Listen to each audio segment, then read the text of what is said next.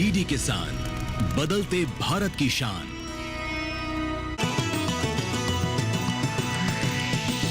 DD किसान, बदलते भारत की शान।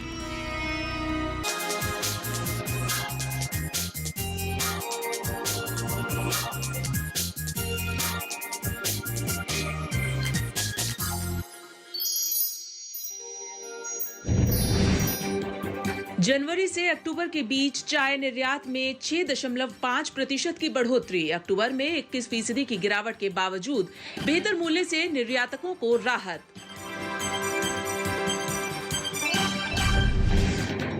रबी सीजन में बुआई ने पकड़ी तेज रफ्तार। पिछले साल के मुकाबले गेहूं में 11% और सरसों में 5% का इजाफा।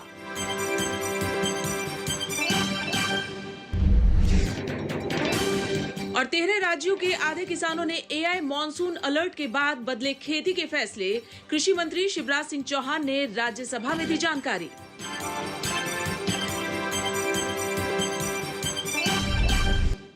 नमस्कार, मैं हूं चेतना त्यागी, हाजिर हूं आपका पसंदीदा शो मंडी.com लेकर। मंडी.com में आप किसान भाई बहनों के लिए जरूरी खबरों के साथ खेती के सिकंदर में शानदार प्रेरक कहानी के अलावा इस सप्ताह जरूरी कमोडिटीज के भाव भी हम आपको बताएंगे।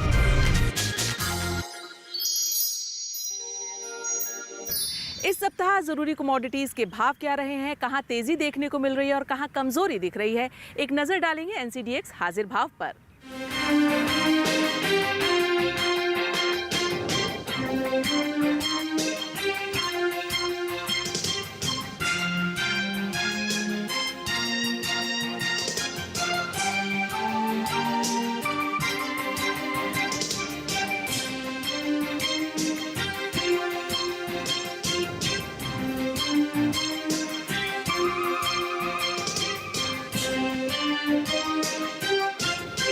और अब एक नजर इस सप्ताह की खेती किसानी की बड़ी खबरों पर।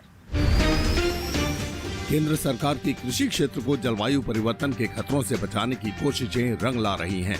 पिछले 10 साल में ICAR ने 2900 किस्में जारी की हैं, जिनमें 2661 जलवायु अनुकूल किस्म के बीज हैं, जो प्रतिकूल मौसम में भी अनुकूल पैदावार देते हैं। केंद्रीय कृषि मंत्री ने लोकसभा में बताया कि पिछले साल फरवरी और मार्च में ज्यादा गर्मी के बावजूद इन किस्मों से रिकॉर्ड पैदावार हुई। खेती में केमिकल फर्टिलाइजर के ज्यादा और असंतुलित इस्तेमाल पर केंद्रीय कृषि मंत्री ने चिंता जताई है। लोकसभा में शिवराज सिंह चौहान ने कहा कि मिट्टी का स्वास्थ्य खराब हो रहा है, इसलिए भारत सरकार ने प्राकृतिक कृषि मिशन के तहत 18 लाख हेक्टेयर क्षेत्र में प्राकृतिक खेती करने की योजना तैयार की है, जिससे 15 लाख से ज्यादा किसान जुड़े हैं। उन्होंने कहा कि प्राकृतिक खेती के साथ साथ जैविक खेती को बढ़ावा दिया जा रहा है। इसके लिए ट्रेनिंग और सुविधाएं भी दी जा रही हैं। खरीफ 2025 के लिए भेजे गए एआई आधारित मानसून अलर्ट का बड़ा असर किसानों के फैसले लेने पर पड़ा है। कृषि मंत्री शिवराज सिंह चौहान ने राज्यसभा में बताया कि जिन किसानों को स्थानीय मानसून की शुरुआत के एआई अलर्ट भेजे गए, उनमें से 31% से 52% किसानों ने अपनी बुआई और खेत तैयारी के फैसले बदल दिए। ये पायलट प्रोजेक्ट 13 राज्यों में चलाया गया और एम किसान पोर्टल के जरिए 3.88 करोड़ किसानों को SMS भेजे गए। माइक्रो न्यूट्रिएंट उर्वरकों पर जीएसटी को 12% से घटाकर 5% करने से छोटे और सीमांत किसानों की उत्पादन लागत में सीधा फायदा हुआ है। ये जानकारी केंद्रीय उर्वरक मंत्री JP नड्डा ने संसद में दी। नड्डा ने कहा कि इससे जैविक और प्राकृतिक खेती को बढ़ावा मिलेगा। इसी तरह स्प्रेयर, स्प्रिंकलर, ड्रिप सिंचाई सिस्टम और नोजल पर जीएसटी घटाने से प्रिसीजन एग्रीकल्चर यानी सटीक खेती को बढ़ावा मिलेगा। केंद्र सरकार जलवायु परिवर्तन से महाराष्ट्र में किसानों को होने वाले नुकसान से NDRF यानी नेशनल डिजास्टर रिलीफ फंड से राहत प्रदान करेगी।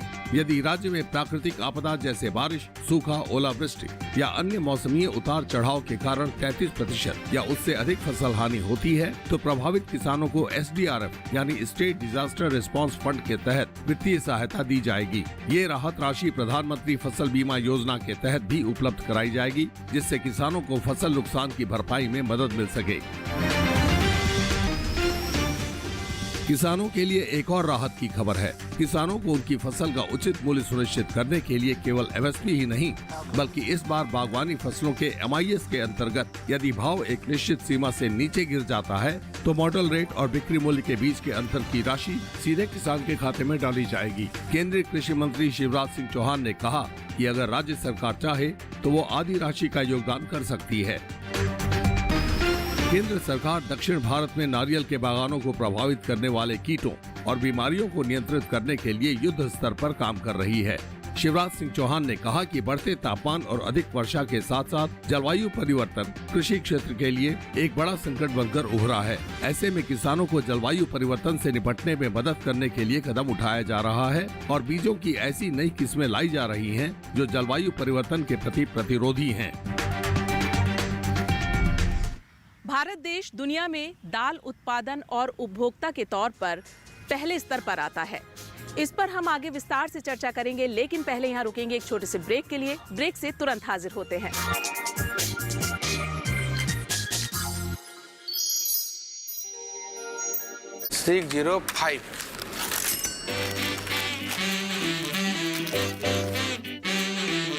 बदलो बदलो, आदत बदलो।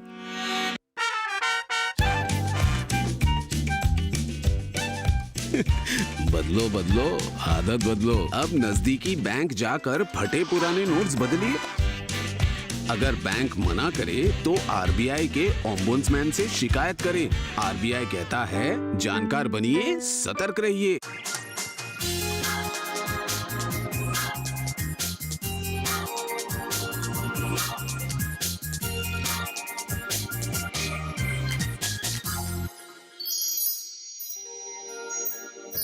स्वागत है ब्रेक के बाद आप सभी का मंडी.com में। और अब वक्त हो गया हमारी खास पेशकश खेती के सिकंदर का। केंद्र सरकार ने दाल उत्पादन को 252 लाख टन से बढ़ाकर 350 लाख टन करने का लक्ष्य रखा है। इसके लिए 35 लाख हेक्टेयर अतिरिक्त भूमि की आवश्यकता भी है। मंडी.com की इस रिपोर्ट में आज हम इस पर विस्तार से चर्चा करेंगे।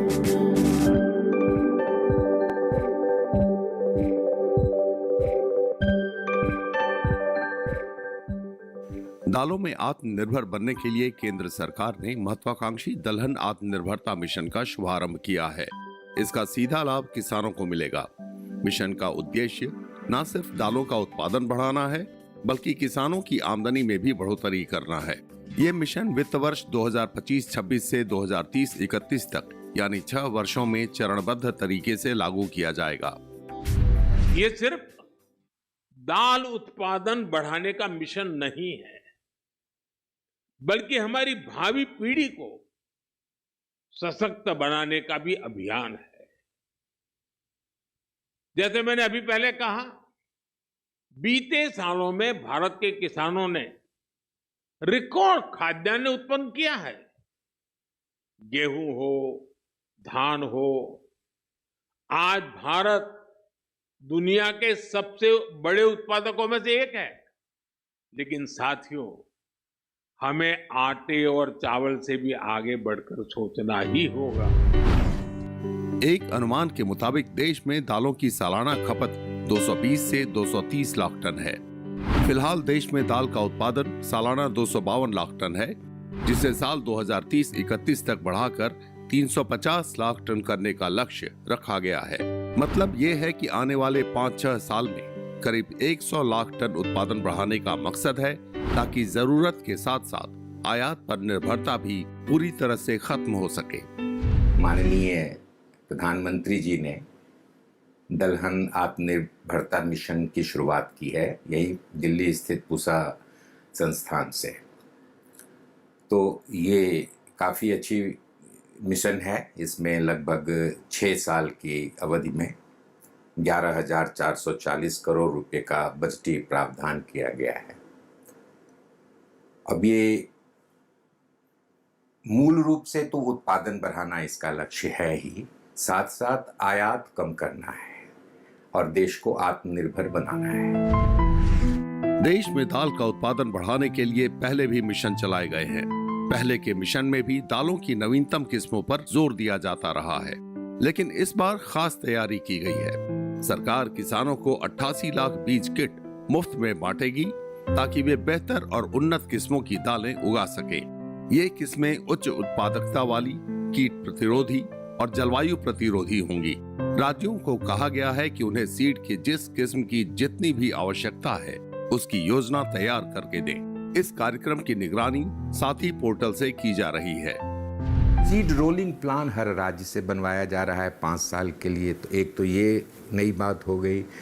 साथी पोर्टल से इसकी निगरानी होगी कि आपने राज्य ने ये निर्णय लिया कि हम इतना क्विंटल बीज लेंगे, तो उनको कौन कौन प्रजनक बीज चाहिए, और प्रजनक बीज सप्लाई ICAR करती है। तो ये नेटवर्किंग आपको साथी पोर्टल पर स्पष्ट रूप से दिखेगा कि उन्होंने लिया ICAR से, फिर क्या किया, कहाँ उत्पादन हुई, किस खेत में उत्पादन हुई, उसका जियो टैगिंग हो जाएगा और अच्छी गुणवत्ता के बीज मिले किसानों को। दलहन आत्मनिर्भरता मिशन को हासिल करने के लिए कई तरह की रणनीति तैयार की गई है। इसके तहत मशीनीकरण पर भी जोर दिया जा रहा है ताकि मजदूरों पर निर्भरता कम हो। इसके लिए कस्टम हायरिंग सेंटर को बढ़ावा दिया जा रहा है। मशीनीकरण को बहुत ज़्यादा जोर दिया गया है कस्टम हायरिंग सेंटर पे। दाल दलहन की शुरू से लेके अंत तक जो भी मशीनें चाहिए, वो जो चिन्हित किए गए हैं प्रमुख 18 राज्य, जो 18 राज्य हैं जहां दाल की सबसे ज़्यादा खेतीबाड़ी हो रही है, उन सभी राज्यों में इस चीज़ को लागू किया जा रहा है। दलहन किसानों को अब बाजार की अनिश्चितता से राहत मिलेगी। अरहर, उड़द और मसूर की फसलों की 100% सरकारी खरीद की जाएगी, वो भी न्यूनतम समर्थन मूल्य यानी MSP पर। इस खरीद के लिए NAFED और NCCF जैसी एजेंसियों को जिम्मेदारी दी गई है, जिसके लिए किसानों को सिर्फ पंजीकरण कराना जरूरी होगा। इस तरह से किसानों को फसल बेचने के टेंशन से छुटकारा मिल जाएगा। अभी हमने तय किया दलहन मिशन के अंतर्गत तुअर, मसूर, चना, उड़द किसान जितना भी पैदा करेगा मिनिमम सपोर्ट प्राइस पर खरीदा जाएगा, ताकि किसान को ठीक दाम देना हम सुनिश्चित कर पाए। दलहन आत्मनिर्भरता मिशन को सफल बनाने के लिए स्थानीय स्तर पर 1000 प्रसंस्करण इकाइयां स्थापित करने की भी योजना है, ताकि फसलों का मूल्य संवर्धन किया जा सके। इसके लिए किसान अगर प्रसंस्करण या पैकेजिंग यूनिट लगाना चाहें तो उन्हें 25 लाख रुपए तक की सब्सिडी दी जाएगी। इससे किसानों को वैल्यू एडिशन का लाभ मिलेगा और उनकी आय बढ़ेगी। इससे किसानों के लिए रोजगार के मौके भी पैदा होंगे।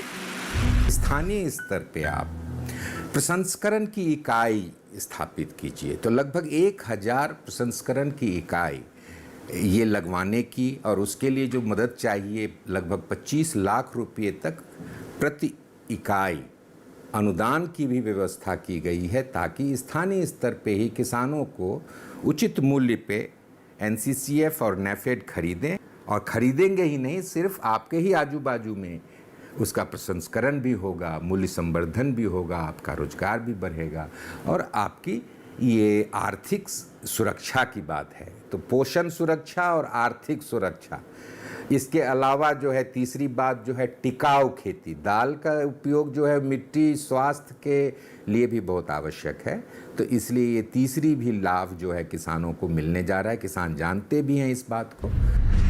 और फिलहाल वक्त हो गया है मंडी.com में एक और छोटे से ब्रेक का। ब्रेक से जब हम वापस लौटेंगे तो आपको बताएंगे कि लक्ष्य हासिल करने के लिए सरकार कौन कौन से कदम उठा रही है।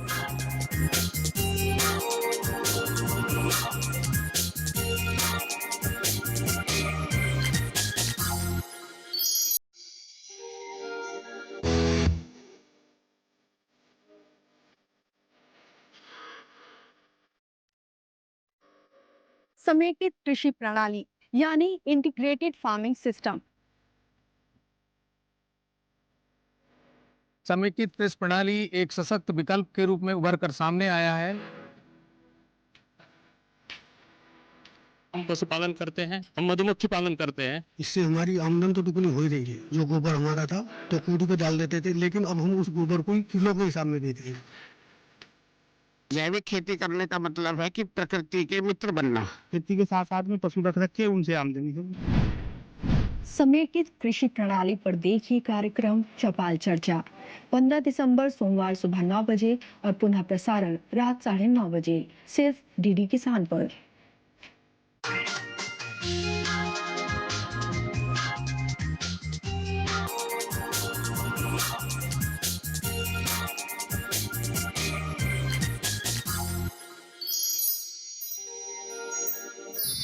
ब्रेक के बाद एक बार फिर से आप सभी का स्वागत है मंडी.com में। अब तक हमने आपको बताया कि अरहर, मसूर और उड़द जैसी दालों में आत्मनिर्भर बनने के लिए क्या कुछ खास प्लान तैयार कर रही है केंद्र सरकार। देखिए हमारी ये खास रिपोर्ट। इस महत्वाकांक्षी लक्ष्य को हासिल करने के लिए किसानों और बीज उत्पादकों के लिए खास प्रशिक्षण कार्यक्रम चलाए जाएंगे। इसके लिए सरकारी एजेंसियों को जिम्मेदारियां दी गई हैं, जिसके तहत ICAR, KVK और राज्य कृषि विभाग मिलकर किसानों को ट्रेनिंग देंगे। इसमें मिट्टी के स्वास्थ्य, उर्वरक संतुलन और पौध संरक्षण पर विशेष जोर होगा। ICAR जो है, इसने भी कम से कम हर राज्य, चिन्हित राज्यों के लिए अपने एक नोडल ऑफिसर बनाया है, जो कि तालमेल बिठा करके चलेंगे। कृषि विभाग से, कृषि विज्ञान केंद्र से जिलेवार उनको बताएंगे कि उनके लिए उपयुक्त तकनीकी क्या है, उनके लिए उपयुक्त किस्में क्या हैं और कैसे वो काम करें। तो कुल मिलाकर के जिस तरह से इस बार प्रयास किया जा रहा है, मुझे पूरा विश्वास है कि हम बहुत पहले ही, 6 साल से बहुत पहले ही 100 लाख टन बढ़ा लेंगे और आयात भी हमारा जो है लगभग खत्म हो जाएगा। दाल के उत्पादन में आत्मनिर्भरता के लिए एक खास सरकारी एजेंसी पर सबसे ज्यादा भरोसा जताया गया है और वो है ICAR। इस संस्था पर नवीनतम और अच्छी गुणवत्ता वाले बीज की जीन एडिटिंग से लेकर बीज हब तक की जिम्मेदारी है।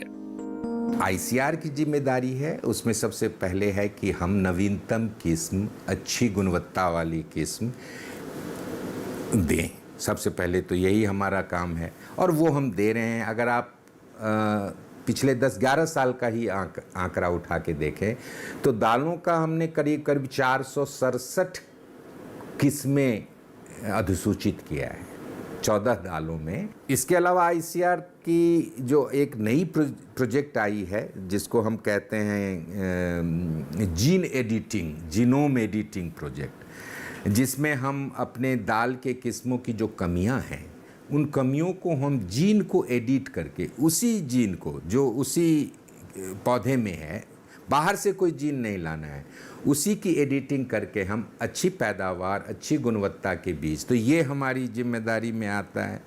150 जिलों में हमने बीज हब बना रखे हैं, तो वहाँ भी नवीनतम किस्में उपलब्ध हों किसानों के लिए, ये व्यवस्था की जिम्मेदारी भी ICAR के पास में आती है।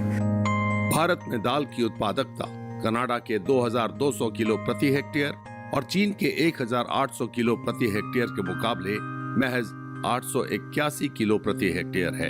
इन आंकड़ों से पता चलता है कि इस क्षेत्र में जहां उत्पादन को बढ़ाने की काफी गुंजाइश है, वहीं इसे बढ़ाकर 1130 किलो प्रति हेक्टेयर करने की चुनौती भी है।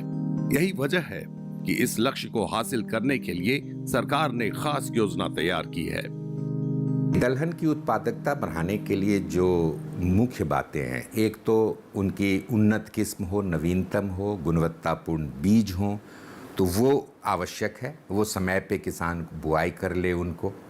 दूसरी जो है वो पोषक तत्वों की बात आती है। पोषक तत्वों में खास तौर से जो आज सूक्ष्म या द्वितीय पोषक तत्व हैं, गंधक है, मोलिब्डेनम, बोरोन, जिंक, इन सब के उपयोग की आवश्यकता है। खेतों में उनकी कमी हो गई है, तो वो उस चीज़ को डालना है। तीसरी है सिंचाई।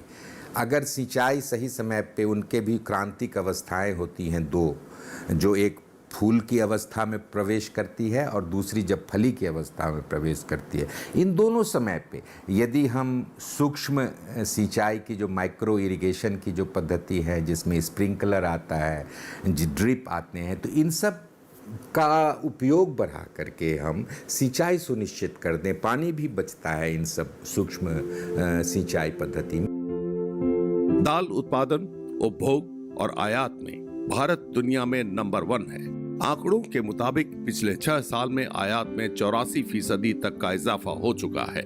ऐसे में उत्पादन बढ़ाने के साथ साथ आयात पर निर्भरता कम करने के लिए कई स्तरीय रणनीति तैयार की गई है। आयात हम अभी कितना कर रहे हैं? लगभग 47 लाख टन, ठीक, और 100 लाख टन बढ़ाने की हमारी योजना है। तो निश्चित रूप से हम जो आयात कर रहे हैं वो ख़त्म हो सकती है। लेकिन इस दौरान 6 साल में हमारी जनसंख्या बढ़ेगी, लोगों की आय बढ़ने से इसकी खपत भी बढ़ेगी दालों की, तो इसलिए वो ज़रूरत देखते हुए अब मुख्य रूप से जो हम आयात करते हैं वो 3 ही फसल कर रहे हैं, 3 ही, तुर, उड़द और मसूर। तो इन तीनों के ऊपर ही ये मिशन जो है वो काफ़ी जोर दे रहा है। 100% खरीद के बातें भी हो रही हैं और प्रसंस्करण की बातें हो रही है। तो मुझे पूरा उम्मीद है कि आयात तो ख़त्म हो जाएगा पूरी तरह से और उत्पादन और बढ़ेगा। दलहन आत्मनिर्भरता मिशन की सफलता में एफपीओ की खास भूमिका होने वाली है। आज देश भर में 10,000 से ज्यादा किसान उत्पादक संगठन कार्यरत हैं, जिनसे लाखों किसान जुड़े हुए हैं। ऐसे में मिशन को लागू करने और उसे सफलता की ऊंचाइयों पर ले जाने में एफपीओ की खास भूमिका तो होगी ही, साथ ही उससे जुड़े किसानों को भी फायदा होने वाला है। जो किसान संगठन दाल की खेती से जुड़े हुए हैं वो सीधे रूप से हमारे इस मिशन से जुड़ जाएंगे और उनके यहाँ उनका उत्पादन बढ़ेगा। लेकिन जो सबसे बड़ी बात हम देख रहे हैं कि ये चौथे रणनीति जो मैंने आपको पहले बताई है वो है प्रसंस्करण और मूल्य संवर्धन। तो प्रसंस्करण और मूल्य संवर्धन की इकाई स्थापित करने की कोशिश ये सारे एफपीओ कर सकते हैं। उनको उसके लिए प्रोत्साहित भी किया जा रहा है कि ताकि वो इसमें आएँ, इसमें जुड़ें, और जो सरकार ने प्रावधान किया है कि वो लगभग 25 लाख रुपए तक 1000 प्रसंस्करण इकाई खोलने की ये अगले 6 साल में हमारी योजना है। किसी भी मिशन को सफल बनाने के लिए सही योजना के साथ साथ पर्याप्त पूंजी यानी बजट की भी जरूरत होती है। इस बात को केंद्र सरकार भी बखूबी समझती है। यही वजह है कि इस कार्यक्रम के लिए सरकार ने भारी भरकम बजट का प्रावधान किया है। मिशन में बजट का बहुत अच्छा प्रावधान किया गया है। 11,440 करोड़ रुपए का प्रावधान ये 2025-26 से 2030-31 तक के लिए है। तो इस तरह का प्रावधान किया गया है ताकि जो भी हमारे निर्णय लिए गए हैं उन सब के लिए पर्याप्त धन उपलब्ध रहे। और जो पीएम आशा स्कीम है, पीएम आशा में ही हम नेफेड और एनसीसीएफ के माध्यम से खरीद रहे हैं। ये जो प्रसंस्करण इकाई है उनके लिए जो हम अनुदान दे रहे हैं, तो इन सब चीज़ों का समावेश हो जाता है। दलहन आत्मनिर्भरता मिशन की योजना को जिस तरह से तैयार किया गया है उससे इसकी सफलता के आसार बहुत ज्यादा हैं। सरकार के साथ साथ देश के वैज्ञानिकों को भी भरोसा है कि न सिर्फ लक्ष्य प्राप्त होगा बल्कि वक्त से पहले ही कामयाबी भी मिलेगी। मंडी.com के लिए अनिल वत्स के साथ अनुपम आलोक। मंडी.com में आज बस इतना ही। अगले सप्ताह मैं फिर आऊंगी खेती किसानी की बड़ी खबरें लेकर और किसानों को प्रेरणा देने वाली एक कहानी लेकर। फिलहाल आप देखते रहिए दूरदर्शन किसान। मुझे दीजिए इजाजत। नमस्कार। आपकी राय हमारे लिए बहुत महत्वपूर्ण है। आप हमारे टोल फ्री नंबर पर कॉल कर सकते हैं और अपनी राय दे सकते हैं। साथ ही आप ईमेल के जरिए भी हमें अपनी राय दे सकते हैं। हमारा ईमेल पता है ncdexmandi@gmail.com।